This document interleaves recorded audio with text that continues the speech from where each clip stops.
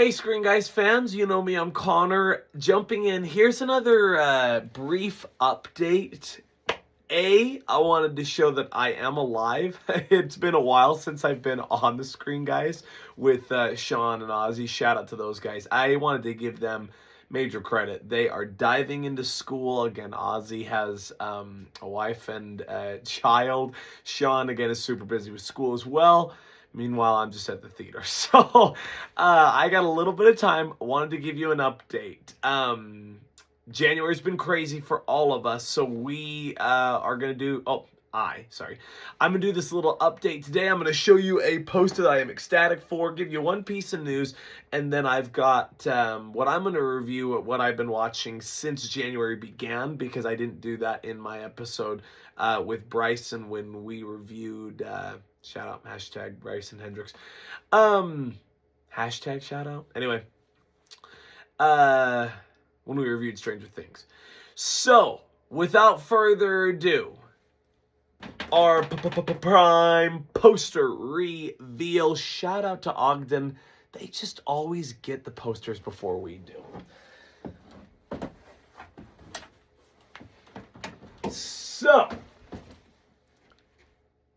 I come bearing Masters of the Universe. Up top it says, witness how he became He-Man.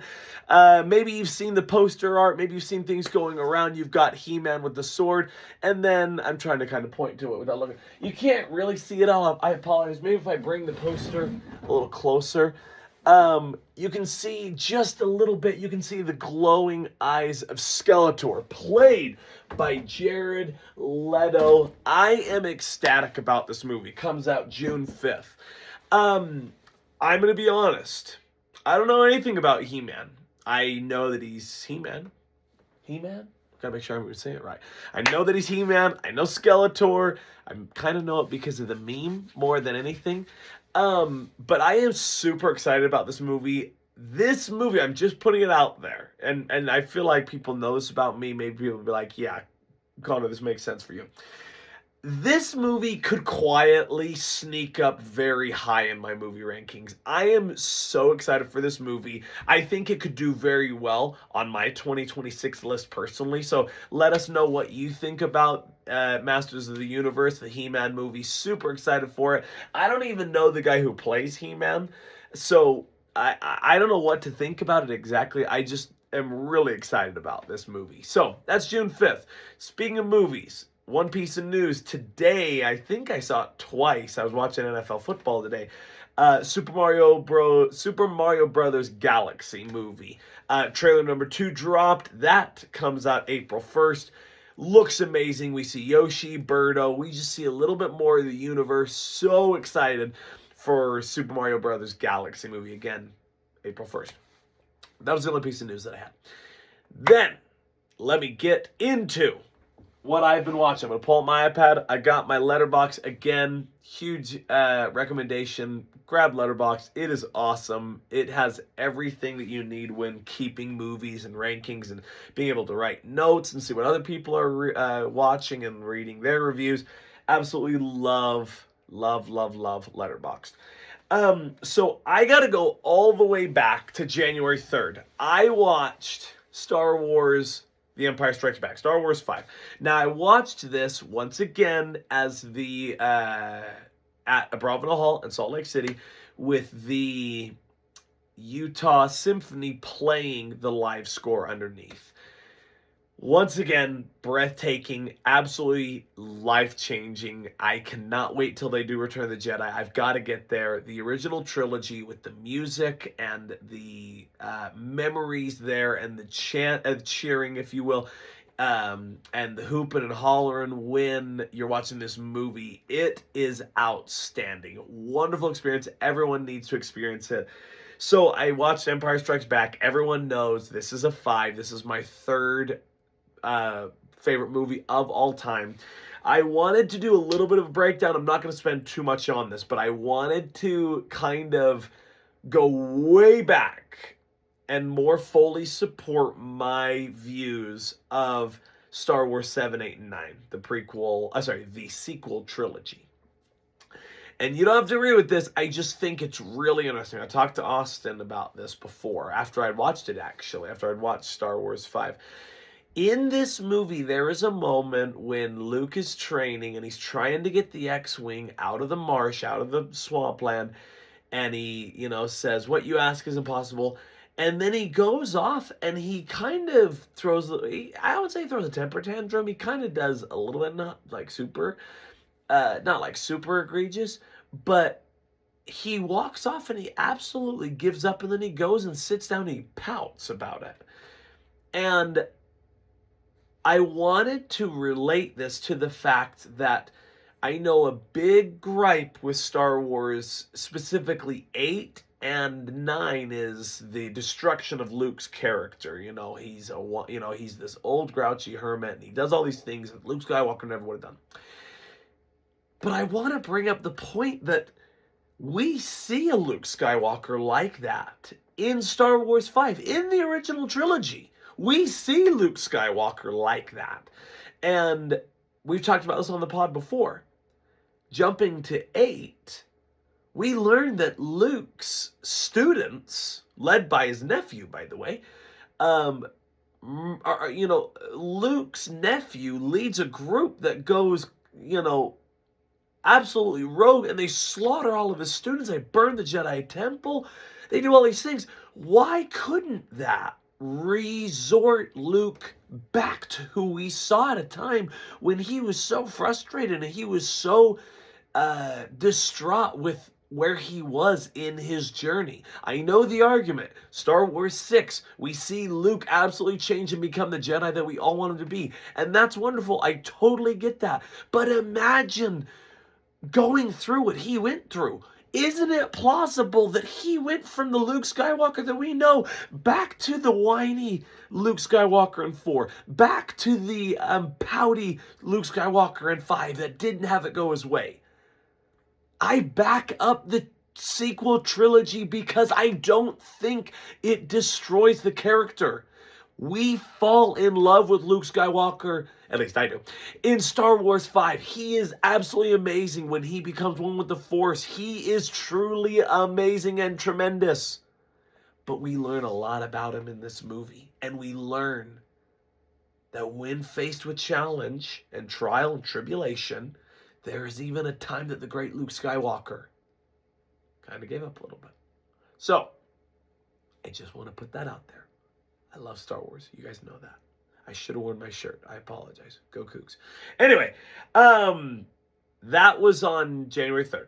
January 8th, I watched I Was a Stranger from Angel Studios. I gave this 2.5 stars. I'm not even going to talk about it. I didn't really think it was all that great. I probably should lower it because I don't even think it was.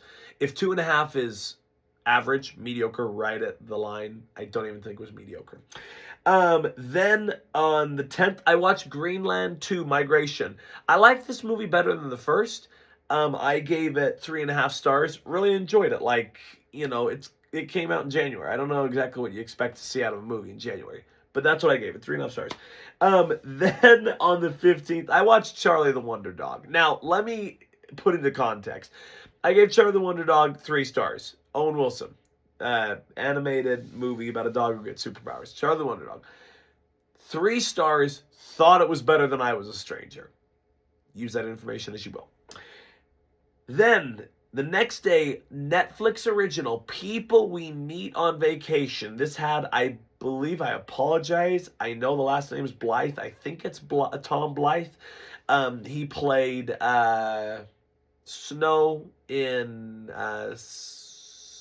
Ballad of the Songbirds and Snakes. Hunger Games Ballad of the Songbirds and Snakes. He plays young Snow. He was excellent in this movie. This was a really great movie. I gave it 4 stars. I am not going to lie to you. And this is just the way my rating scale goes. This is the way I watch movies and how I rank them. This is a Netflix original. I would have given this a higher score if I had watched it in a movie theater. The experience, I really give a lot of points, and I really take a lot into my experience of watching in a movie theater. And I just could not get behind the fact that this wasn't in movie theaters. And I thought it was good enough to be in a movie theater is the frustrating part. Had it been in a movie theater, I would have given it 4.5. instead of 4. That was the difference for me. But I did really enjoy People We Meet on Vacation. It's a romance drama. It was really good. I'm not gonna lie. I love this movie. It was very good. So, People We Meet on Vacation. Then, later that night, oh man, shout out, I don't even think he watches his pop, that's okay, I'll tell him that I shout him out. Shout out Tyler Way, I think it's Wager. I've never asked him how to pronounce his last name. Shout out to Tyler, Remember the Titans. This is 5 stars. This is not my personal favorite football movie of all time for anybody who's going to write it down on their trivia cards. My favorite football movie of all time is When the Game Stands Tall, starring Jim Caviezel. Great true story. But Remember the Titans is a 5-star movie. It is perfect. It is one of the greatest sports movies ever created. I love Remember the Titans. That's on the Gridiron. So then the next day, the 17th, I watched Coach Carter. From the Gridiron to the Hardwood. Coach Carter, favorite basketball movie of all time. 5 stars.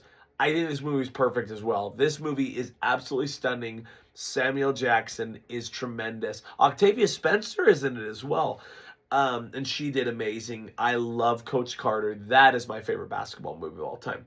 Then this past Tuesday, I watched Stand Out, the Ben Kerr story. This movie was absolutely tremendous. This was 5 stars, 10 out of 10. Cannot express to you enough how amazing this movie is. Take the chance as soon as you can to go watch this outstanding movie. Again, Stand Out, the Ben Kerr story, 10 out of 10, 5 stars out of 5. Everybody go see this movie. And then on Thursday, I watched Chris Pratt and Rebecca Ferguson's new movie, Mercy.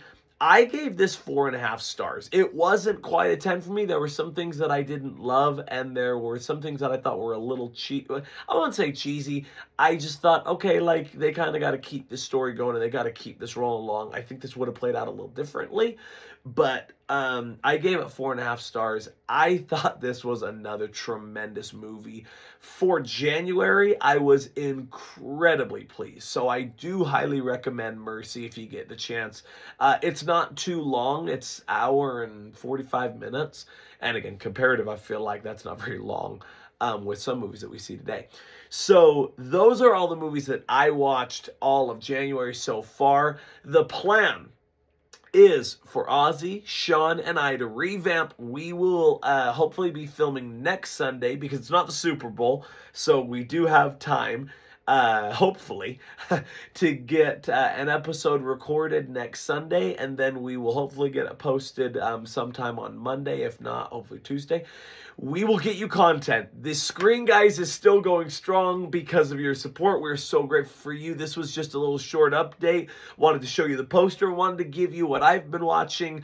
And as always, please like, subscribe, follow, tune in on Spotify or wherever you get your podcast. We love having you on YouTube. Comment any thoughts on also what you've been watching and what posters maybe you want to see us possibly talk about. Just anything that you want to give us content on, please let us know in the comments wherever you view or listen. We're so grateful to have you. By the way, today, I forgot to shout out that part. January 25th, we are just humming along. Sunday, January 25th is today's episode. So hopefully you had a nice time. Hopefully this carries you over until next week's episode. Until then, just have a great time. And we, again, are so grateful. Sorry, I just got a message. So grateful. Thank you for tuning in and have a wonderful night.